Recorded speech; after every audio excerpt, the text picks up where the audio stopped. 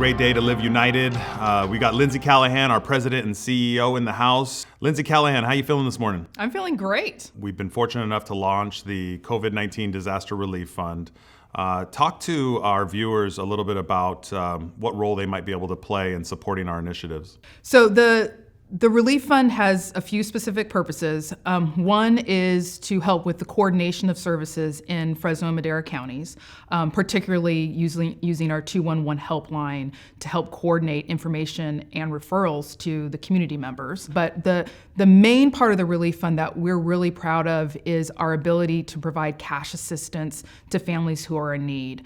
Last month, we gave away $50,000 to 100 families, so each family got $500 apiece in cash, and all of these families had 100% income loss because of the COVID-19 crisis.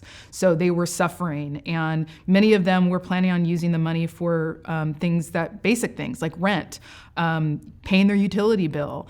And although we know that folks can't get evicted right now, we know that the story of renting is much deeper than that. Lots of people are in a situation where they may be renting in an informal situation and they don't have an official lease, and so their friend that they're renting from or the person that they're renting a room from is telling them, pay or you have to get out, or someone's telling them that they are going to owe them $50 a day if they're not paying. So people are really, really worried. That's really fear and worry seems like that's the primary driver right now for folks, and mostly it's about money situations because so many people aren't working. So that $500 that we were offering obviously isn't going to close all of the gaps, but it was meant to be just a little help for families that were struggling and really needed some assistance. Coming up, we're going to be giving out even more money, and we're really excited about the opportunity to do that and proud that we're positioned in this community to be able to touch and help so many families. There are so many more people in need, and the need has become unmet for so many. So things like being able to pay your bills have become a situation where we have to meet that crisis. And people who have never had to go to a food pantry now are going to a food pantry because they literally have no money and no food left in the house. So you mentioned United Way's response to some of the financial disparities, some of the instability that's in our communities in Fresno and Madera counties.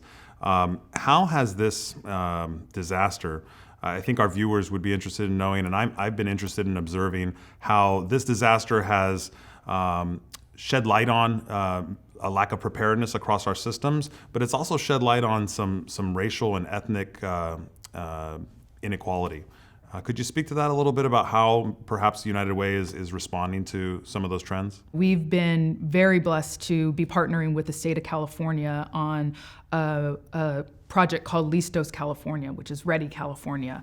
And emergency preparedness is really important to United Ways because we are a disaster response organization, and we recognize that it is the most vulnerable populations in our communities who are going to suffer the hardest in any disaster, whether you're talking about coronavirus or you're talking about a fire or a flood or an earthquake. It will always be the vulnerable populations that suffer during and after for the recovery the most. But a community that's well prepared will ease the suffering. So the amount of savings that you can get out of preparing for a disaster in advance is tenfold for what you get when the disaster itself hits.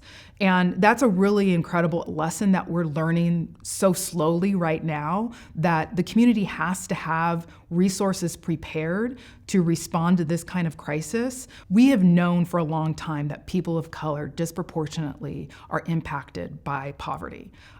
There's no doubt that the wealth disparities in our communities are really felt the hardest for people of color. The data says it. We don't even have to have a conversation about that. But what coronavirus has done is become a focusing event for us to see how disproportionate that is and how widespread that is. Because it's not just about the money in your pocket. It's about your access to health care. It's about your access to healthy foods. It's about your access to a safe place to live. It's even about your access to be able to get tested. And at the end of the day, what this event has shown us is that we have to do something different in coming out of this. That a return to normal is really not a possibility. We have to go go back and gut check and say, is that really the world that we want to continue to live in and to enjoy? Or do we want to enjoy a world where there aren't those kinds of disparities and that it isn't brown and black people who are dying disproportionately because of this disease and are dying because of poverty, really? Incredibly well said. And I think our viewers would be interested in noting that the United Way Fresno Madera County released the first round of disaster relief funds April 1st. As you mentioned, $50,000 was allocated. We were able to award 100 individuals and families by mid-April, April 15th. What's in store for this second phase? And if you could talk to speak specifically to how we were able to generate more revenues to be able to distribute to our most vulnerable families. Charm and good looks, my friend. No, I'm kidding. Because we have corporations here in our community and in our nation that really care. We've had a lot of our corporate partners step up and provide us with unrestricted funds for us to use to give directly to families and not even ask any questions. They just said, we just want you to make it better for families. And we want to be able to raise even more money. So in this first phase that we call response, that we need probably another $1.5 million to even start to address the needs that are out there. What's the call to action there? You know, we learned a lot of things in the first phase of this funding cycle. One of the biggest lessons for me was we had 2,812 applicants.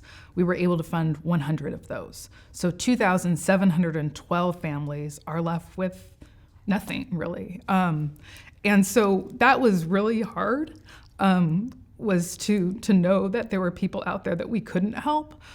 So this time, one of the things that we're doing different is trying to get people some support up front. So they're coming into the door, we're trying to give them as many services as possible. So if we can give people some support up front, at least get them some food in the cabinets, at least make sure that their electricity bill is paid, at least make sure that they have some low access to free or low cost internet, whatever it is, the least that we can do. That's really what we need to do for people going into this. So we're completely restructuring our application process because we want to give people as much support up front as we can. And we also want to make sure that people have some human contact through this process. We need people who can provide support services on the front end, but also who can help people apply for these funds on the front end and help us screen. So we have launched a pilot, in March, and it came online in April with Reading and Beyond, some long-established partners in our community. They're doing outreach to the 354 finalists from Phase 1. I think one of the things that we're finding is that you hit the nail on the head. The contact that they have with these navigators, as they're called, is really it's helping them beyond the cash relief of $500, but for somebody to kind of walk them through utility assistance, to walk them through rental assistance, to make sure that they have enough diapers for children in the household, that they have enough activities in their tool belt to do with kids who are being homeschooled. It's been really powerful, but that's a team of 10. If we're looking at potentially 10 to 15,000 applications in Phase 2, how many helpers like Reading and Beyond and the navigators that they brought with their team of 10, how many helpers do you envision us needing to support and guide by the side each of these applicants through a challenging technical process? So I would say at the bare minimum, we're going to need 200 people to help with application assistance. That's the bare minimum. That's just doing basic services for people who, just helping them with the application and maybe not much else. Really, to do more intensive, you're going to need far more. Does everybody need intensive support? Probably not, but we know that the likelihood that people need some additional support and coaching and guidance during this time is probably fairly high. And creating and establishing that type of relationship and connection in this time of crisis, this isn't just about coronavirus. We conceptualized this idea a long time ago and are rolling it out now because this is the opportunity. Again, it's a focusing event. It's an ability to come with something in response to this crisis. So we know that we're going to need these relationships, not just in the response, There's really more like 3 phases of the disaster. It's response, relief, and recovery. Through all 3 phases, and probably ongoing, we're going to need to continue to give this level of support. This isn't just about the crisis. The crisis just highlighted the fact that we have big problems with the way that our community is structured, and that we need to help families, and we need to help them make a difference for themselves. So what I'm hearing you say is this is part of a continuum. This is part of a long-term strategy, and that perhaps for our listeners, they can find themselves as the on-ramp is application assistance in this next phase. But talk a little bit about what phase 2 and phase 3, and kind of as it relates to prosperity coaching and deeper dives into individualized supports for vulnerable residents in Fresno and Madera County. How can they stay the course and help us to get folks on good footing? Yeah, I think that we're really excited that we have a lot of interest in application support. We have a lot of partners with workers that are idle who are stepping up and essentially giving us free labor. That's huge. People time is really essential. And so helping with the application support is really critical. We also believe that what you're going to see when you're helping with these applications is that people have all of these issues that I was talking about before, that they're sitting there waiting for $500 to make a difference in this vast sea of needs that they have currently. And some of them, money isn't going to make a difference. Some of them are related to things that are much deeper, like mental health issues and domestic violence and substance abuse and so on and so forth.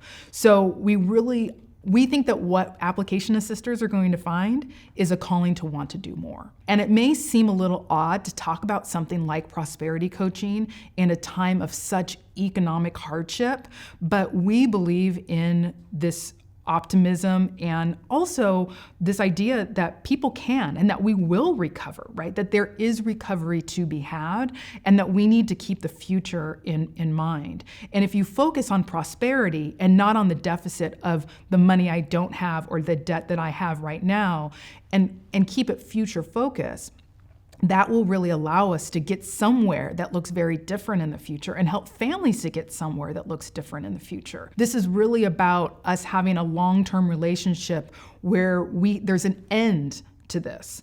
And the end is actually you being financially stable, right? The end is actually you finding some kind of prosperity for you and your family, not just me solving the hunger that's in your belly today.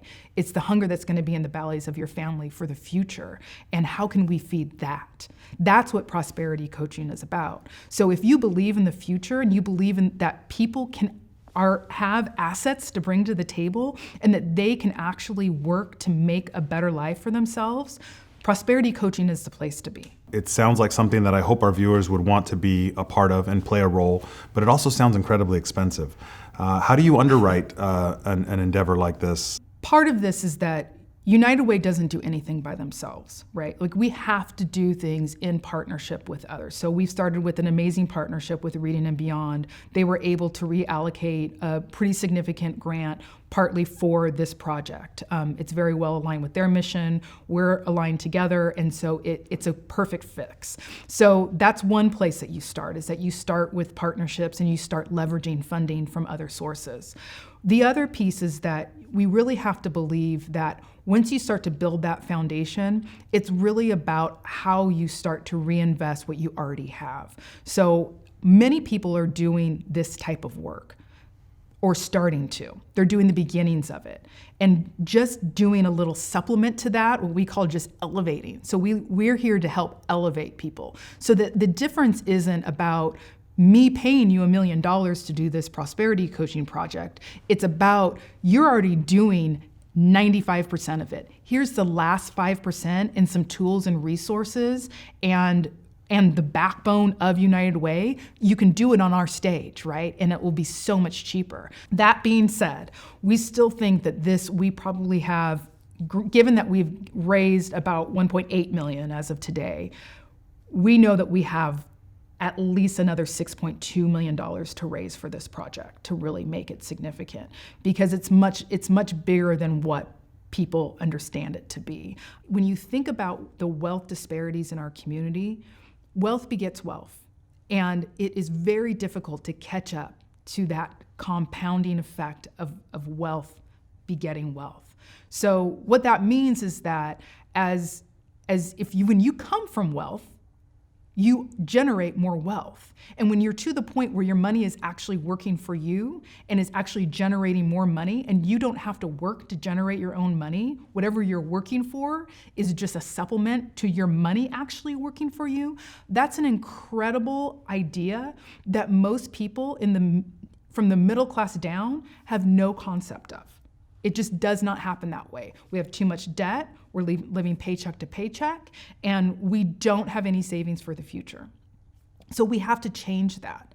And one way to change it is by helping change mindsets. It's helping reset and giving people the means and the mechanisms through a better job, through support and savings, through help in rethinking the way that their family is structured and things like that.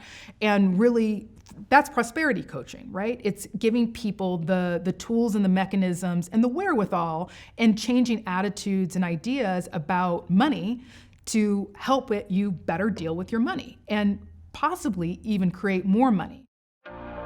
So we'd like to thank you for joining our conversation and answering the call to live united. Stay healthy, stay safe out there, and thank you very much.